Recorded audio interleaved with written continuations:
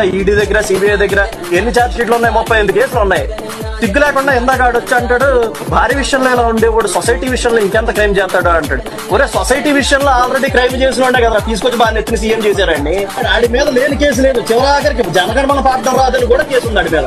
ఆడి affidavit ఈ అమ్మ జీవితం మైక్రో జిరాక్స్లు తీసినా కూడా ఈ అమ్మ మేము పెట్టే స్లిప్పులు కన్నా పెద్దగా ఉన్నది. అమ్మ పెద్ద బండి లేదు. పిహెచ్డి థీసిస్ అంత ఉంటది అది ఎఫిడవిట్. నిండా కేసులే. ఏమో మళ్ళీ ఏమైనా మాట్లాడితే పవన్ కళ్యాణ్ 3 పెళ్లిళ్ళు చేసుకున్నాడు. పవన్ కళ్యాణ్ 3 పెళ్లిళ్ళు చేసుకున్నాడు రా. పోలవరం అయిపోయిందా? దానివల్ల రాజధాని అయిపోయిందా? 3 రాజధానులు కడతానంటున్నారు కదా, కట్టండి. 3 పెళ్ళాలు వచ్చి ఆపారా 3 రాజధానులు? కట్టండి రా.